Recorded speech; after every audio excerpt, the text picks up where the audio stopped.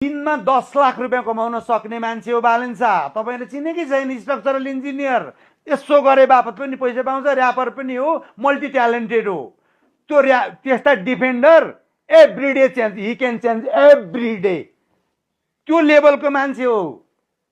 त्यसकारण भ्रष्टाचार गर्दैन।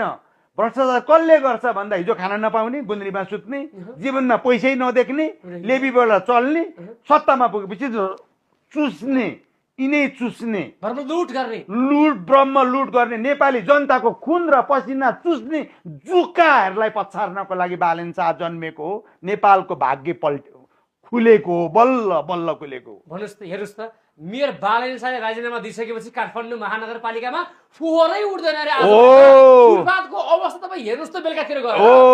म प्र्याक्टिकल्ली हेरेँ। अनि ऊ हटेपछि उपमेयरले चाहिँ के भन्नुभयो भने खोला नाला साला सबै घर बनाऊ भनिन्, नम्बर 1। होइन, ठिकै छ, अदालतलाई सम्मान छ, अदालतलाई सम्मान छ। मलाई अदालतसँग मेरो न्यू रोडमा जानु न, गाडी जतासुकै पार गरे पनि हुन्छ, बिच बाटामा राखे पनि हुन्छ।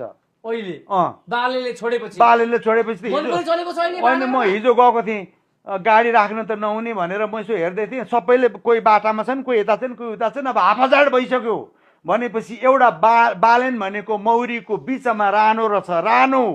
अहिले काठमाडौँमा रानो नभएको भएको छ, तर फागुन 21 पछि 5 वर्षका लागि रानो भेट्छ, नेपाल बनिन्छ।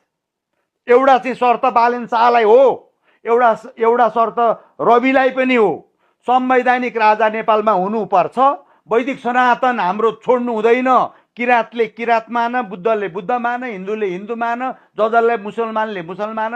हाम्रा मुलुकका मौलिक सबै धर्म परम्पराहरू बचुन् र मियोको रूपमा नेपाल एकीकरण गर्ने बडा महाराज धिराज पृथ्वीनारायण शाहको वंशज महाराज धिराज ज्ञानेन्द्र सरकारलाई हामी सिंहासनमा देख्न चाहन्छौँ। नेपाली जनताको चाहना त्यही हो। बालेन्द्र शाहले यति बुझ, बालेन्द्र शाह भइसकेपछि सबै लहरको त्यतै।